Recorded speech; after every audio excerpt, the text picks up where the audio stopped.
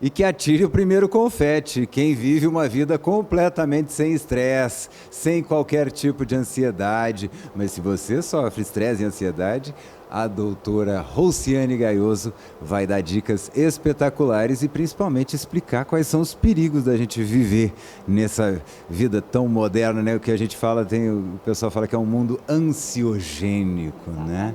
Exatamente. Então, a doença de Parkinson, ela é uma condição crônica e degenerativa.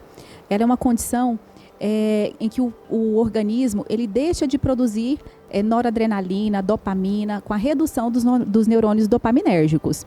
E acontece que, durante estresse crônico, durante ansiedade crônica, aumenta-se dessa forma, aumenta-se a desorganização nos neurotransmissores.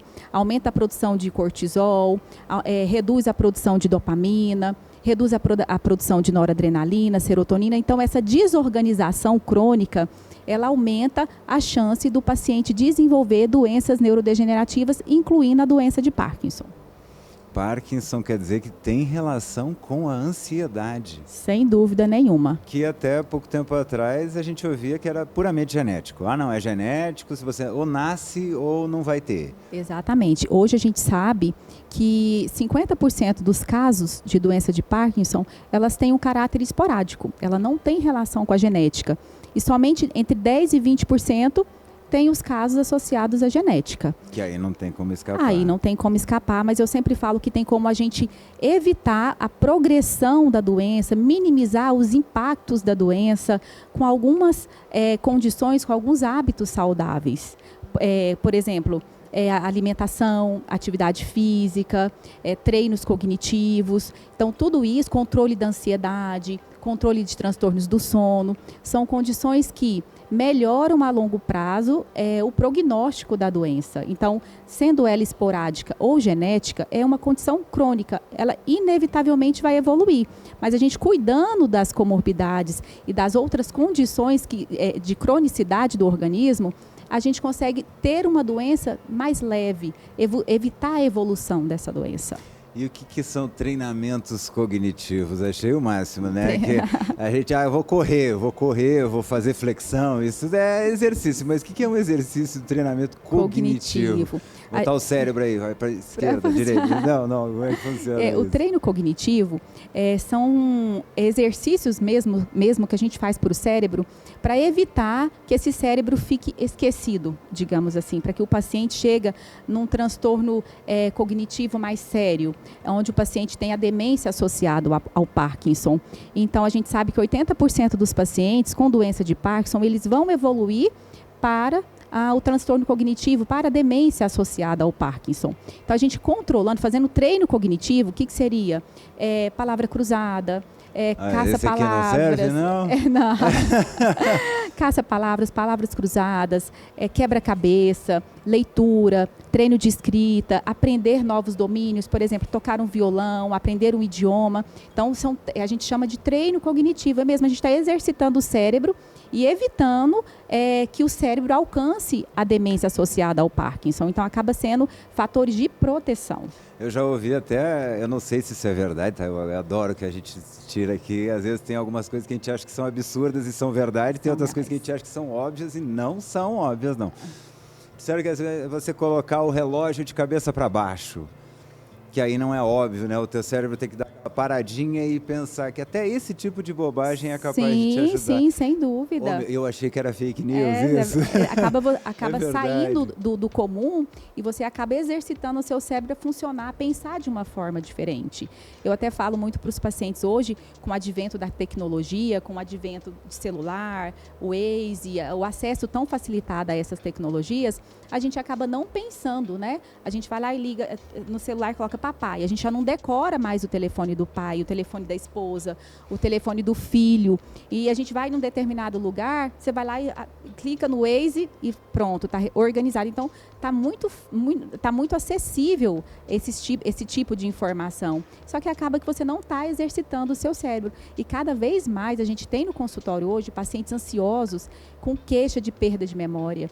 E pacientes depressivos com queixas de perdas cognitivas, perda de memória.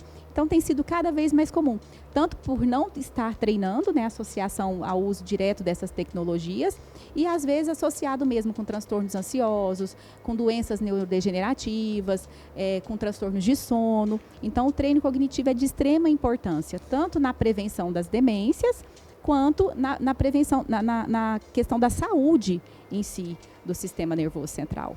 Quer dizer, então, que não pensar pode ser terrível para a gente. Sem dúvida. E cada vez mais a gente tem visto isso no consultório, na prática clínica do dia a dia.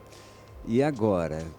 Aí vem minha pergunta. E agora que você aí em casa, qualquer tarefa que te dão, ChatGPT, de psique. Exatamente. E agora? Porque agora realmente, faça uma redação para a escola, a pessoa vai lá na inteligência artificial, quer dizer, ela não treina a coesão do texto, começo, meio e fim. Sim. O que isso vai trazer para nós daqui a 10 anos? É um número de pacientes cada vez maior no consultório, queixando-se de ansiedade, até pelo uso abusivo, o uso excessivo, né, dessas telas, dessas tecnologias, um isolamento social, porque hoje a gente vê muito isso, né, assim, problemas entre marido e mulher, problemas no trabalho, em que o uso de celular é abusivo, é excessivo, e, consequentemente, pacientes no consultório cada vez mais queixando-se de perda de memória. Então, esse é o nível que vamos chegar se nós continuarmos usando de toda essa tecnologia sem se exercitar, sem fazer os treinos cognitivos. Quer dizer, então, que agora a gente tem também a questão, por exemplo, não só das inteligências artificiais, mas as redes sociais, elas criaram, a senhora falou do telefone, as redes sociais, elas criaram um novo perfil cerebral. Uhum. A gente antes, quando ia assistir alguma coisa, geralmente era um filme, uma peça de teatro, exato, algo longo que você tinha que manter sua atenção. Exatamente. Hoje, até no YouTube, o pessoal assiste os nossos shorts. Não, gente, vai assistir a entrevista completa também, não assiste só o recortezinho, não, assiste a entrevista completa. Os vídeos de 30 segundos, 40 segundos, acabou. Aí é outro. Desenvolve ansiedade, paciente muito inquieto, paciente desatento, porque é exatamente o que você falou, ele não consegue, ele não está treinado a ficar 2 horas assistindo um filme, um programa completo. Então, ansiedade, falta de atenção, hiperatividade, então está extremamente associado, intimamente associado ao número crescente de pacientes no consultório de neurologia e psiquiatria com esse tipo de queixa.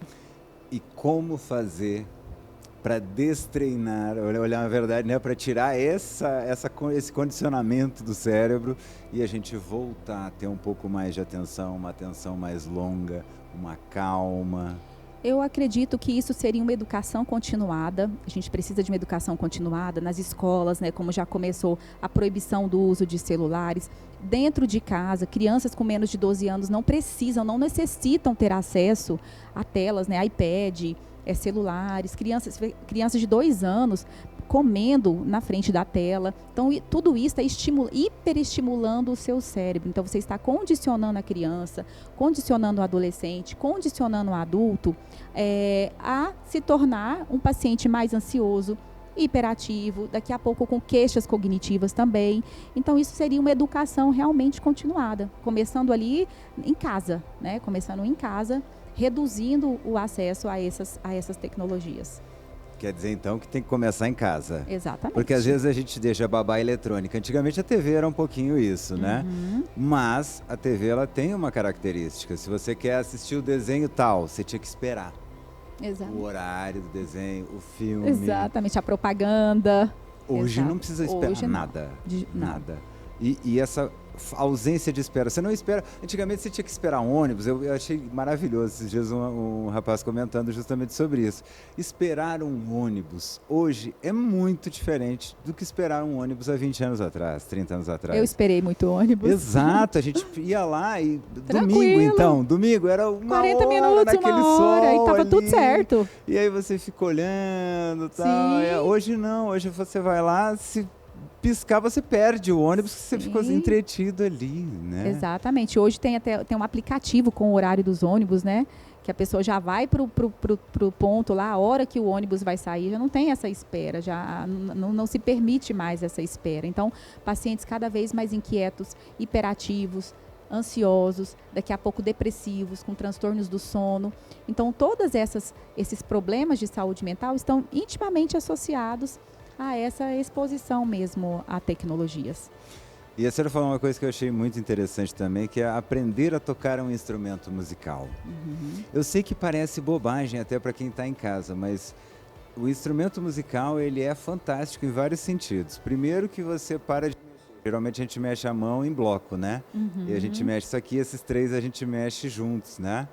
Quando você vai tocar o piano, violão, teclado, flauta, você tem que começar a fazer com aqueles... e no começo é esquisito, dói e tal, e depois você consegue ter o controle individual. Sim, sim. Né? Ou seja, você ativou alguma coisa aqui dentro que antes não estava ativa e que agora está comandando individualmente. Exatamente. E além disso, você não pega um instrumento musical e sai tocando. Quem compra o violão achando que amanhã vai tocar, geralmente deixa o violão lá pegando poeira o resto da vida. Que é a persistência, a paciência, a questão da disciplina. Então, é muito importante a questão do instrumento musical, assim como do idioma também, que entra na mesma linha. O idioma, aprender um novo domínio, seja ele qual for, você está tirando o seu cérebro da rotina. Porque tem paciente que fala, doutora, mas eu trabalho, eu sou engenheiro, eu faço conta de matemática todo dia. Mas a conta de matemática o seu cérebro já sabe fazer, ele já está habituado, ele já está treinado para isso. Eu quero saber se você sabe, de repente, cozinhar, se você sabe, né, tocar um piano, ou se você sabe alguma coisa diferente que não seja da sua rotina, ou você está aprendendo algo que não seja rotineiro. Então, isso é muito importante. Isso é o verdadeiro treino cognitivo, o exercício do cérebro, aprender novos domínios. Isso eu achei muito interessante. Quer dizer que não é porque você faz algo complexo que aquilo está te treinando. Se é algo complexo, rotineiro para você... A gente precisa sair da rotina. A gente precisa treinar o cérebro com novos domínios, com novos aprendizados. Eu sempre falo para os pacientes com doença de Alzheimer, ou doença de Parkinson, ou outros transtornos neurodegenerativos, pacientes ansiosos. Gente, compra um livrinho de caça-palavras e faz um por dia. Hoje tem livros que são 365 páginas, uma para cada dia.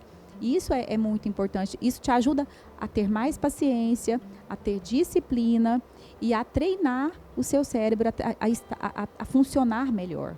Então, isso diminui a chance dessa doença estar aumentando, estar evoluindo. Então, chama-se novos domínios. Então, eu até falo para os pacientes, o cérebro é um músculo. Se você exercitar, ele vai crescer. Agora, se você não fizer nada por ele, ele vai atrofiar. Então, tem paciente, doutora, minha ressonância, olha aqui, uma atrofia cortical, uma atrofia de hipocampo. Sim, é uma atrofia, está reduzindo. Existe isso, da mesma forma que o meu músculo aqui, o cérebro, a gente fala, eu sempre achei que fosse uma coisa figurada, assim, atrofiou tal parte do cérebro. Sempre achei que fosse uma figura de língua. Não é figura de língua, é fato. É fato, o cérebro realmente atrofia e claro que tem atrofia comum da idade. Eu sempre falo, né, para os pacientes, eu não sei por que um paciente atrofia mais ou outro atrofia menos, de qualquer forma vai atrofiar, gente. A idade nos dá isso de presente, mas a gente tem que saber que tem os fatores preventivos, né? Agora, quando atrofia também de uma forma proporcional, isso não necessariamente configura uma doença, mas quando acontece de uma forma desproporcional, aí sim a gente se preocupa, né? Por exemplo, uma atrofia de hipocampo de uma forma assimétrica com relação ao restante do parênquima, uma atrofia mais frontotemporal. Então, realmente, quando atrofia de uma forma desproporcional, são os indicativos de que algo patológico, digamos assim, está acontecendo. Agora eu quero que a doutora explique, então, cada partezinha que pode atrofiar da gente aqui, porque são diferentes, né? A frontotemporal, como é que é? Demência frontotemporal. Frontotemporal. O que a gente tem aqui na frente que o cérebro lobo cuida? Frontal, bilateral, né? Agora, quando a gente fala em demência frontotemporal, a gente observa um paciente com alteração comportamental, né? Geralmente são as alterações comportamentais que nos levam a pensar em demência frontotemporal antes de avaliarmos a imagem. e de repente a gente pede um exame de imagem e a gente vê a atrofia frontotemporal, a gente vê a redução da frontal e temporal com relação ao restante do parênquima. E esse paciente, né, que é o parênquima? Parênquima é todo o cérebro. É o conjunto da obra. É o conjunto da obra, exatamente. Então, quando a gente fala que um paciente está mais com alteração comportamental, mais agressivo, ou um paciente mais frontalizado, que seria um paciente mais hipersexualizado, então fala-se muito, esquecido também, fala muito a favor de demência frontotemporal, seria essa a característica. Quando a gente fala em demência por provável doença de Alzheimer, seria aquele paciente que realmente tem um esquecimento mais para fatos recentes, né? Aquele paciente que queixa-se de perda de memória para fatos recentes. E na ressonância de crânio, geralmente a gente, no primeiro momento, a gente não consegue ver uma alteração importante. De repente você olha, porque nas fases iniciais o diagnóstico é clínico, né? Você não consegue avaliar o exame e dar diagnósticos, né? Então é pela clínica, o paciente mais esquecido, tem perda, né, progressiva de memória recente, associada à desorientação temporoespacial. Aí daqui mais um pouquinho a gente consegue ver que existe a atrofia ali, principalmente nas regiões de hipocampo. Então, são os sinais clínicos. Hipocampo é mais aqui na frente ou mais aqui atrás? É mais atrás. Mais atrás. Aí a gente consegue ver. A gente até tem ali o hipocampo, a gente consegue ver bem nessa imagenzinha. Olha aqui uma ressonância bacana. Esse é o exame que a senhora pede quando quer ver esse tipo de alteração no cérebro. Alterações, exatamente. E é incrível a gente poder ver, né, dentro hoje. É maravilhoso. Quanto tempo de formada, assim, se eu puder fazer essa pergunta, eu sei que ela é indelicada, mas quanto tempo de formada a senhora tem? Eu formei na faculdade em 2011, e aí eu fiz a residência de neurologia, terminei em 2015, então tenho 10 anos de neurologia. E olha, 10 anos só estudando, né? Só estudando. E a senhora já percebeu alguma mudança nesses 10 anos em termos de diagnóstico, em termos de... Tirando o fato de que agora todo mundo tem TDAH ou quer ter? Exatamente. Mas eu acredito que o TDAH é o que a gente estava conversando, está muito associado a essa exposição, né? Claro que tem o caráter genético aí.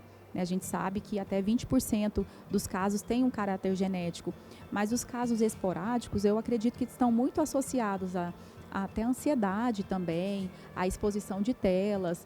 Então é aquilo que a gente está falando, a gente está conversando, é causa e consequência, é efeito cascata. Então, a criança não tem, o adolescente não tem a capacidade de esperar o intervalo de um desenho para o outro, de um filme. Tudo está muito curto, tudo está muito rápido. Então, na escola, não consegue acompanhar a professora ali falando e, de repente, explicando. O paciente está em outro mundo, ele não tem essa paciência de esperar ali, né, de entender uma aula de 60 minutos. Então, na minha opinião, está muito interligado. Mas o TDAH, realmente tem uma característica genética. Hoje a gente sabe que 20% dos casos tem o caráter genético associado. Exatamente. Esses dias até vi um vídeo maravilhoso que o cara vai no médico e o médico diz, não, o senhor não tem TDAH. Ele diz, não, coloque aí.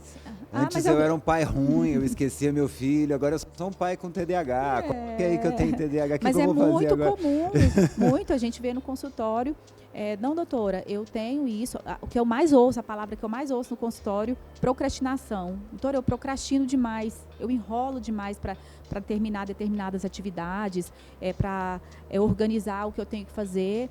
Gente, nem tudo é TDAH, né? Tem vários problemas aí associados. Inclusive, é difícil a gente dissociar um TDAH de um transtorno de ansiedade. É complicado a gente explicar para o paciente que, de repente, não é TDAH.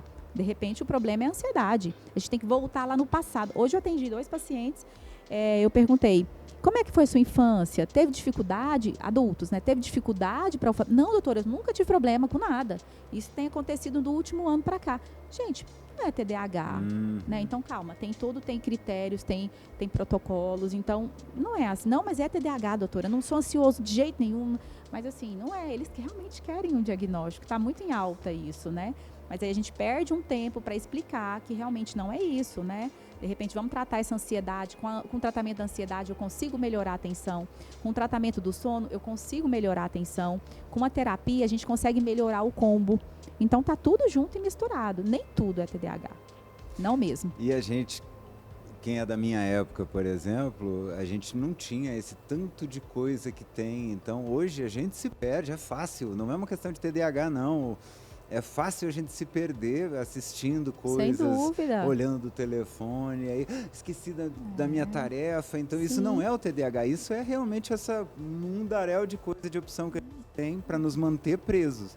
E a gente não pode esquecer que existe um algoritmo que pensa como que eu vou deixar esse cara preso aqui nessa tela. Exatamente. E a ansiedade, ela não está ligada só ao Parkinson, não, né? Não. Existem outras coisas que ela pode trazer. Que outras coisas as pesquisas estão mostrando que a ansiedade e o estresse trazem? Ó, a ansiedade e o estresse crônico, como a gente falou, a ansiedade por si só é uma defesa do organismo. Mas em excesso, né, a cronicidade desse estresse, da ansiedade, ele também está ligado a outros problemas, né? Aumento de doenças cardiovasculares. Um paciente submetido a estresse crônico, ele vai ter uma hipertensão arterial sistêmica. É um paciente que tem um risco maior de desenvolver um transtorno de sono também. É um paciente maior, um paciente que tem um risco maior de desenvolver no futuro um transtorno depressivo.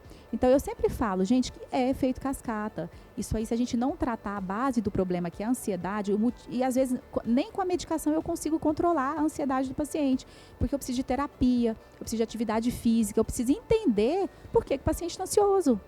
Então, nem sempre a medicação, toma a medicação e vai embora. Não, não é aí. Por que você está ansioso? Então, assim, doutora, eu estou separando da minha esposa. Doutora, eu estou com problema financeiro. Então, assim, é algo pontual, mas que estendido a longo prazo, isso gera consequências importantes. Então, estendido a longo prazo, gera inflamação do sistema nervoso central, processo que pode piorar doenças neurodegenerativas, gera alterações hormonais, alteração de cortisol, de neurotransmissores como dopamina, serotonina, nora, e aí é que predispõe ao aparecimento, ou então a redução, a doença teria que aparecer daqui 30 anos, então antecipa o aparecimento dessas doenças, todo esse estresse crônico, todo esse estímulo intenso no sistema nervoso central. E agora, como prevenir algo que está na nossa sociedade todo o tempo todo? Então, a prevenção, eu falo, a educação continuada é importantíssimo, né? Todo mundo precisa saber das consequências dessa ansiedade. E como que a gente vai prevenir? Qualidade de vida, né? A gente tem que dormir bem. Se estamos ansiosos, atividade física ajuda muito, porque a atividade física ajuda a melhorar a secreção de neurotransmissores. Então, atividade física, uma noite boa de sono, terapia, a procura por um profissional especialista na área que pode fazer o diagnóstico, que pode te orientar. Então, é essa a forma de prevenção. Eu sempre falo, a ansiedade não tratada, a ansiedade não cuidada, ela tem consequências sérias, né? Ou o paciente come muito, ou o paciente come pouco.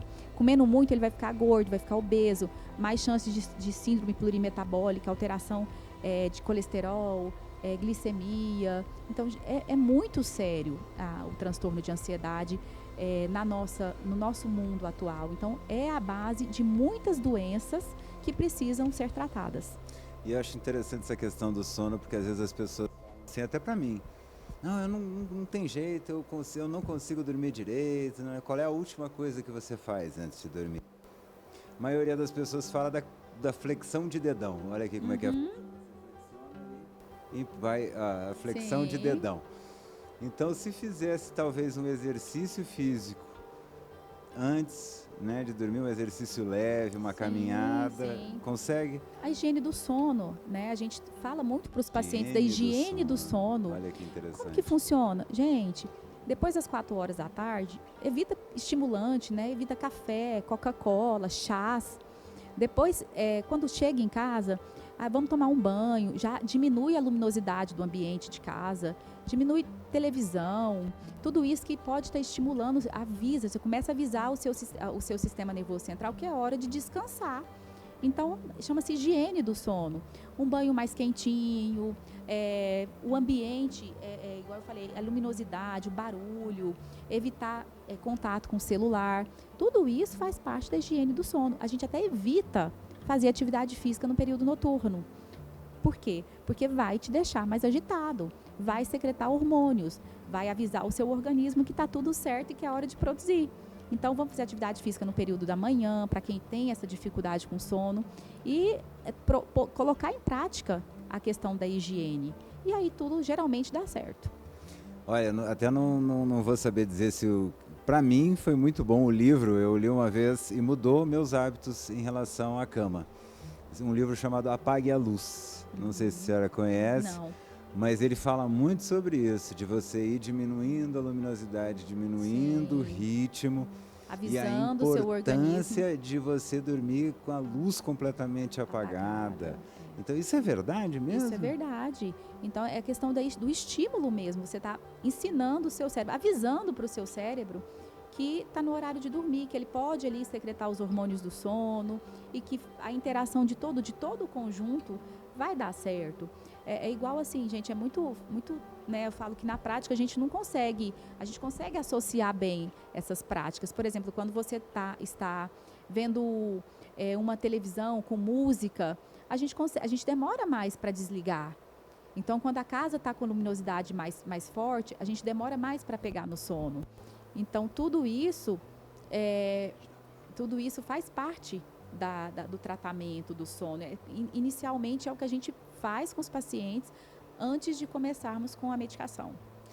Medicação, último recurso. Exatamente, principalmente para paciente jovem. Primeiramente, tratar a ansiedade, tratar o que realmente pode estar atrapalhando o bom desempenho do sono. Muito obrigado pela sua presença, dicas incríveis. E olha aí, ó, estresse e ansiedade, remédio é a última alternativa. Vamos partir para um livro, para aprender um instrumento musical, idioma, todas essas dicas maravilhosas. Se você está assistindo a gente pela TV, até amanhã, que amanhã tem outro. E se você está assistindo a gente pelo YouTube, não esqueça de deixar o seu like e de se inscrever aqui no canal. Um grande beijo, até amanhã.